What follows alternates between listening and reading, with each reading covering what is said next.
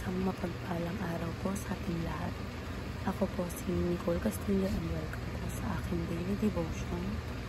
So, ang topic po natin ngayon is truth. So, truth is rooted in God Himself. He is the truth, God whose knowledge and words are without error, deception, or contradiction. Unlike the shifting standard of culture, His truth is absolute and eternal. Jesus Christ embodies truth perfectly as the way, the truth, and the life. Because God is true, His words is reliable, His promises are sure, and our faith is secure.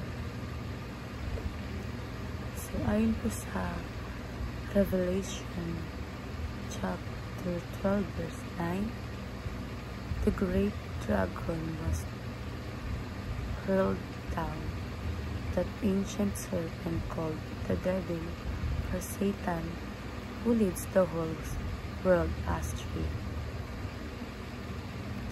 He was hurled to the earth, and his angel with him. So, ayon po sa ating katuruan, sinasabi po ito na God defines the truth. So, si God ang ultimate standard ng katotohanan. Hindi siya nagbabago, kaya kung ano ang sinabi niya ay totoo. Kahit mag-iba ang panahon o pananaw ng tao, ang truth ay hindi base sa opinion o feelings, kundi sa kung anong itinuro ng Diyos sa kanyang salita. And cultures define truth. So, sa mundo ngayon, maraming kultura ang sinusubukang baguhin ang kahulugan ng truth. Ang tama at mali ay nagiging depende sa gusto ng tao o sa popular na opinion. Pero kahit gaano pa magbago ang kultura, ang katotohanan ng Diyos ay nananatiling pareho.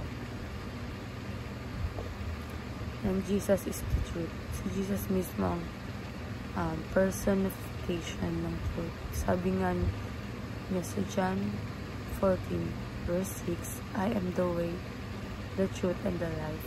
So, siya ang daan para makilala natin ang tunay na katotohanan ng buhay na walang hanggan. And applications, turn away from the sweet lies of the world. So, ang mundo ay puno ng sweet lies, mga kasinungalingan, mukhang masarap pakinggan, pero nakakasira ng kaluluwa. Piliin mong tumalikod sa mga ito at sundin kung ano ang totoo ayon sa Diyos, and treasure the truth of Christ that sees you free. Ang katotohanan ni Kristo ay nagbibigay ng kalayaan at kasalanan, guilt at takot. Ingatan mo ito sa puso mo at pamuhay araw-araw. Tolerate differences and agree to disagree. Bilang mga Kristiyano, dapat tayo maging maunawain, hindi lahat ay pare-pareho ng pananaw.